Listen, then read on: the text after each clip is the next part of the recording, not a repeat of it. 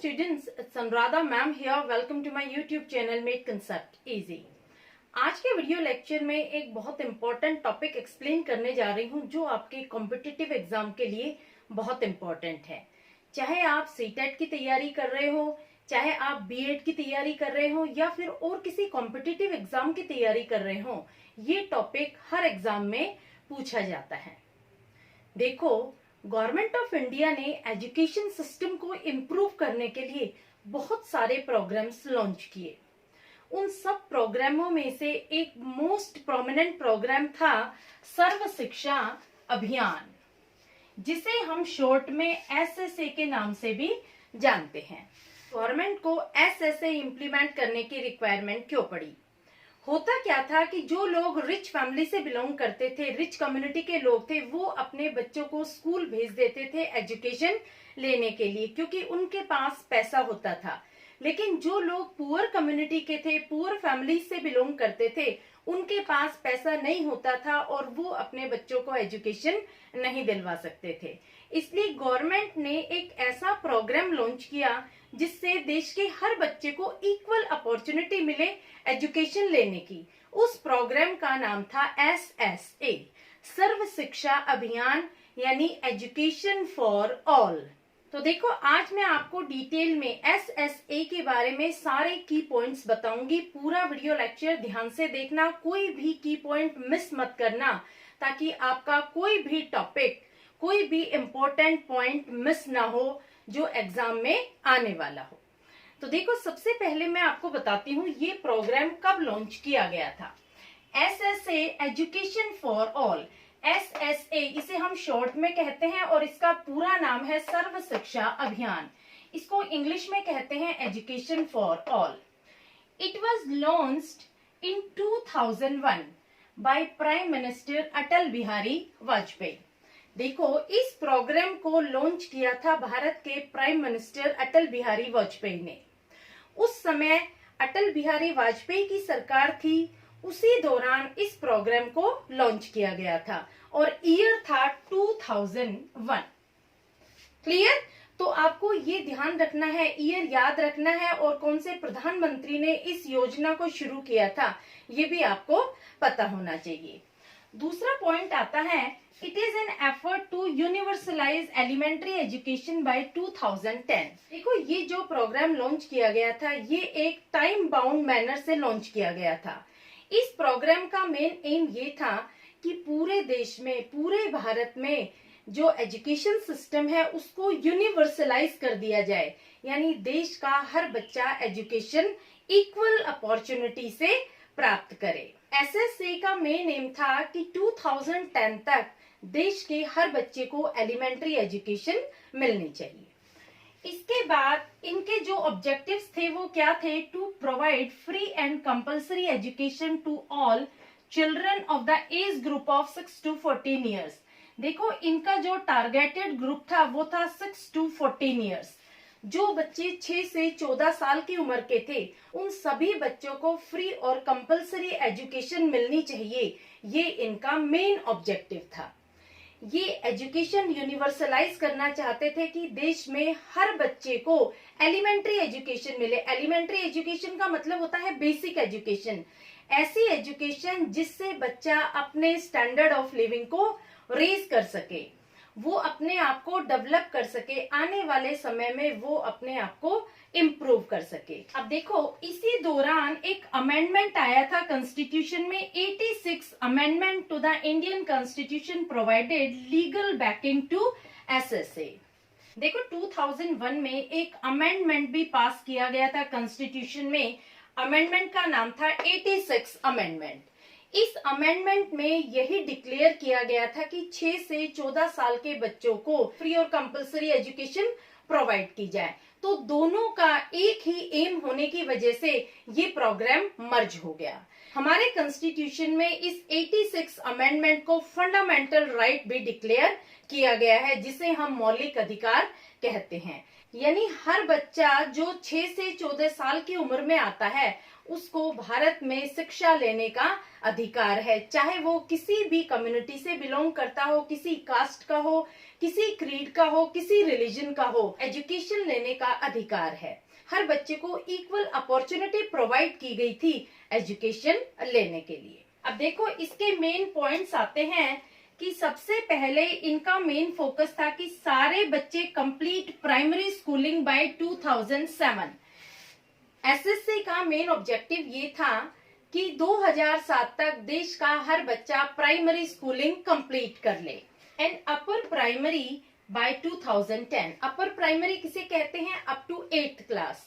इस प्रोग्राम का main objective था कि 2010 तक देश का हर बच्चा 8वीं क्लास तक की अपनी पढ़ाई कंप्लीट कर ले। क्लियर? अब देखो इस प्रोग्राम को लॉन्च होने के बाद गवर्नमेंट ने क्या क्या काम किए वो सब मैं आपको डिटेल में एक्सप्लेन कर रही हूँ। सबसे पहला काम जो गवर्नमेंट ने किया था, to open new schools and strengthening existing school infrastructure by additional classroom, drinking water and toilets. देखो गवर्नमेंट ने उन स्थानों पर नए नए स्कूल खोले जहां स्कूल की फैसिलिटीज अवेलेबल नहीं थी। जो नए स्कूल थे वो 1 किलोमीटर की दूरी पर प्राइमरी स्कूल खोले गए और 3 किलोमीटर की दूरी पर अपर प्राइमरी स्कूल्स खोले गए। जो स्कूल एग्जिस्टिंग थे यानी ऑलरेडी वो स्कूल वहां बने हुए थे, उनका इंफ्रास्ट्रक्चर लेवल इम्प्रूव किया। कैसे? वहां पर ड्रिंकिंग वाटर फैसिलिटीज अवेलेबल कराई, वहां टॉयलेट बनवाए, वहां एडिशनल क्लासरूम बनवाए। तो गवर्नमेंट ने यहाँ अच्छा खासा एक्सपेंडिचर किया स्कूल की कंडीशन को इम्प्रूव करने के लिए। क्लियर? सेकेंड पॉइंट आता है टू प्रोवाइड एडिशनल टीचर्स और इम्प्रूव एग्जिस्टिंग टीचर्स। देखो गवर्नमेंट ने जहां पर शॉर्टेज थी टीचर्स की वहां एडिशनल टीचर्स प्रोवाइड करवाए, एग्जिस्टिंग टीचर्स की क्वालिटी को इम्प्रूव करवाया, वहां उनको ट्रेनिंग दिलवाई, उनके लिए वर्कशॉप्स अरेंज करवाई ताकि वो बच्चों को अच्छे से पढ़ा सके। उनको टीचिंग लर्निंग मटेरियल प्रोवाइड किया गया ताकि बच्चों का टीचिंग लर्निंग प्रोग्राम इफेक्टिव हो। अब देखो अगला प्रोग्राम था to provide quality education including life skill. ये बहुत इंपॉर्टेंट पॉइंट है। लाइफ स्किल यानी बच्चों को ऐसी शिक्षा दी जाने लगी जिसमें उनकी लाइफ स्किल इम्प्रूव हो। देखो यहाँ क्वालिटी एजुकेशन तो प्रोवाइड की ही जाती थी, इसके साथ साथ मेन फोकस किया गया लाइफ स्किल पर। आपके एग्जाम में ये क्वेश्चन भी पूछा जा सकता है कि एसएसए के अंडर कौन सी स्किल को इम्प्रूव किया गया था, तो वहां बच्चों की लाइफ स्किल पर मेन फोकस किया गया था। लाइफ स्किल क्या होती है? जैसे बच्चों को पढ़ाई के दौरान एक्स्ट्रा ट्रेनिंग देना, उनको पोट्री की ट्रेनिंग देना, उनको कारपेंट्री की ट्रेनिंग देना, कोई रिपेयरिंग वर्क सिखाना, टेलरिंग की ट्रेनिंग देना। तो इस तरह की लाइफ से जुड़े हुए वर्क उन बच्चों को सिखाए गए ताकि बड़े होकर वो इंडिपेंडेंटली अपना वर्क शुरू कर सके और इजीली अपना जीवन जी सके, उन्हें किसी पर डिपेंड ना होना पड़े। तो बच्चों का मेन फोकस किया गया लाइफ स्किल पर। क्लियर? इसके बाद नेक्स्ट पॉइंट आता है main focus on girl education. देखो इस प्रोग्राम का जो मेन एम था वो था रिमूव जेंडर डिस्क्रिमिनेशन। पहले क्या होता था कि जो मेल चाइल्ड होता था उसकी एजुकेशन पर फोकस किया जाता था और जो फीमेल चाइल्ड होती थी उसे घर के कामों में लगाया जाता था। जो गर्ल होती थी उनको पढ़ने के लिए स्कूलों में नहीं भेजा जाता था। तो एसएसए ने मेन फोकस किया गर्ल एजुकेशन पर। इस एजुकेशन सिस्टम में सिर्फ फ्री एजुकेशन ही प्रोवाइड नहीं की, उन्होंने free uniform, free bag, free books, free shoes, हर तरह की फैसिलिटी प्रोवाइड की जो स्कूल एजुकेशन में रिक्वायर्ड थी। तो यहाँ गर्ल को मेन फोकस किया गया, जेंडर डिस्क्रिमिनेशन को रिमूव किया गया। अब देखो इसके बाद अगला पॉइंट आता है चिल्ड्रन विद स्पेशल नीड्स। उन बच्चों पर भी फोकस किया गया जो मेंटली डिसेबल्ड चिल्ड्रन थे, जो बिलोंग करते थे एससी, एसटी और ओबीसी ग्रुप से। माइनॉरिटी ग्रुप से जो बच्चे आते थे उन पर भी मेन फोकस किया गया। जो बच्चे पुअर क्लास से बिलोंग करते थे उनको भी एजुकेट करने के लिए गवर्नमेंट ने उन्हें कन्विंस किया, प्रोग्राम लॉन्च किए, अवेयरनेस क्रिएट की लोगों के अंदर कि ज्यादा से ज्यादा बच्चों को आप एजुकेशन में एनरोल करवाएं। देखो इन्होंने मेन फोकस किया उस ग्रुप पर जिसके बच्चे कभी स्कूल ही नहीं जाते थे। वो ग्रुप था SC ST और ओबीसी और माइनॉरिटी के बच्चे जो कभी स्कूल में एंटर भी नहीं करते थे। तो SSA के अंडर उन सब बच्चों को एजुकेशन इक्वली प्रोवाइड की जाने लगी। हर बच्चे को राइट टू एजुकेशन है, हर बच्चे को शिक्षा का अधिकार है। तो यहाँ free of cost education provide की जाने लगी हर बच्चे को। तो ज्यादा से ज्यादा पेरेंट्स एनरोल करवाने लगे अपने बच्चों को। तो ये सारे इनके कंट्रीब्यूशन थे इन फील्ड ऑफ एजुकेशन। किस तरह से इन्होंने एजुकेशन का इंफ्रास्ट्रक्चर डेवलप किया था और किस तरह से इन्होंने कन्विंस किया था, लोगों के अंदर अवेयरनेस क्रिएट की थी for much and much enrolment. अब देखो जो ये प्रोग्राम शुरू हुआ था SSA, ये स्टेट और सेंटर दोनों के पार्टनरशिप में शुरू हुआ था। यानी जो फंडिंग थी ये दोनों ही तरफ से आती थी। तो कैसे कैसे यहाँ फंडिंग आती थी वो मैं आपको एक्सप्लेन कर रही हूँ। फाइनेंशियल नॉर्म्स अंडर SSA, तो जो सेंट्रल गवर्नमेंट थी वो कितना पैसा देती थी और स्टेट गवर्नमेंट थी वो कितना पैसा दे रही थी इस प्रोग्राम को सक्सेसफुल करने के लिए, ये सब आपको मैं एक्सप्लेन कर रही हूँ। 9th 5 ईयर प्लानिंग में जो सेंट्रल गवर्नमेंट थी उसका कंट्रीब्यूशन था 85% और स्टेट गवर्नमेंट का कंट्रीब्यूशन था 15%। 10th 5 ईयर प्लानिंग में सेंट्रल गवर्नमेंट का कंट्रीब्यूशन था 75% और स्टेट गवर्नमेंट ने दिया था 25%। 12th 5 ईयर प्लानिंग में सेंट्रल गवर्नमेंट का भी 50% था और स्टेट गवर्नमेंट का भी कंट्रीब्यूशन 50% था। यहाँ मेन ऑब्जेक्टिव यही था कि ज्यादा से ज्यादा इस प्रोग्राम को सक्सेसफुल किया जाए, ज्यादा से ज्यादा लोग लिटरेट हों। अब देखो यहाँ जो SSA का चेयरपर्सन होता है वो होता है प्राइम मिनिस्टर। जो वाइस चेयरपर्सन होता है वो होता है union minister of human resource and development. ये क्वेश्चन भी कई बार पूछा जाता है कि SSA का चेयरपर्सन कौन होता है। तो SSA का चेयरपर्सन प्राइम मिनिस्टर होता है और जो वाइस चेयरपर्सन होता है वो HRD मिनिस्टर होता है, human resource and development minister. अब देखो कुछ और इम्पोर्टेंट पॉइंट्स है जो एग्जाम में पूछे जाते हैं। Its roots go back to 1994 when DPEP was launched. देखो ये जो गवर्नमेंट का प्रोग्राम था, ये जो गवर्नमेंट की स्कीम लॉन्च की गई थी, इससे पहले एक और प्रोग्राम लॉन्च किया गया था जिसका नाम था DPEP। DPEP का मतलब क्या होता है? District primary education programme. ये प्रोग्राम लॉन्च किया था गवर्नमेंट ने 1994 में।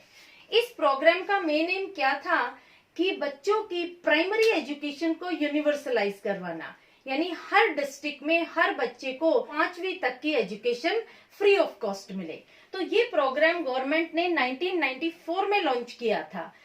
इस प्रोग्राम को भी SSA में ही मर्ज कर दिया गया क्योंकि ये प्रोग्राम ज्यादा सक्सेसफुल नहीं रहा था, तो इस प्रोग्राम को SSA में मर्ज कर दिया गया। अब देखो SSA जो प्रोग्राम था ये भी ज्यादा सक्सेसफुल नहीं रहा क्योंकि ये टाइम बाउंड प्रोग्राम था। इसका मेन एम था कि 2010 तक एलिमेंट्री एजुकेशन को यूनिवर्सलाइज करना। तो ये प्रोग्राम अपना सक्सेस अचीव नहीं कर पाया, इसलिए गवर्नमेंट ने RTE एक्ट लागू किया। RTE का मतलब क्या होता है? Right to education act. देखो ये act came into effect on 1 April 2010 to make SSA successful. Sarva Shiksha Abhiyan को सक्सेसफुल बनाने के लिए right to education act launch किया गया। ये प्रोग्राम लॉन्च किया गया था 1 अप्रैल 2010 को। देखो डेट आप ध्यान रखना, RTE एक्ट शुरू किया गया था 2010 में, लेकिन इसको पार्लियामेंट में इनेक्ट किया गया था ऑन 4 अगस्त 2009। यानी पार्लियामेंट में RTE एक्ट को 4 अगस्त 2009 को पास कर दिया गया था, लेकिन एक्चुअल ये एक्ट इफेक्ट में आया था 1 अप्रैल 2010 को। RTE एक्ट का भी यही एम था कि 6 से 14 साल के बच्चों को फ्री और कंपलसरी एजुकेशन प्रोवाइड की जाए। तो इस प्रोग्राम को भी SSA में ही मर्ज कर दिया गया। क्लियर? अब देखो इसमें एक पॉइंट और आता है, it made provision to provide computer education in villages. पहले गांवों में कोई कंप्यूटर को जानता नहीं था, SSA ने ही गांव में कंप्यूटर की शिक्षा पहुंचाई है। SSA के थ्रू ही लोग गांव में कंप्यूटर एजुकेशन के बारे में भी जानने लगे हैं। तो ये सारे की पॉइंट्स हैं, इनमें से आपके एग्जाम में डेफिनेटली क्वेश्चन पूछा जाता है। देखो, ये सारे की पॉइंट्स थे जो मैंने आपको डिटेल में एक्सप्लेन किए हैं। इनकेस आपको फिर भी कोई प्रॉब्लम आती है तो please comment in comment box, I will definitely clear your doubts. आपको कोई भी टॉपिक डिफिकल्ट लगता हो, किसी टॉपिक में डिफिकल्टी आ रही हो, आपके समझ नहीं आ रहा हो, तो प्लीज आप कमेंट बॉक्स में मुझे कमेंट कर देना, मैं उस पर आपके लिए वीडियो लेक्चर अपलोड कर दूंगी। क्लियर? होपफुली आपको ये सारे पॉइंट्स समझ में आ गए होंगे। Please like it, subscribe it and share it to your friends. Okay, thank you.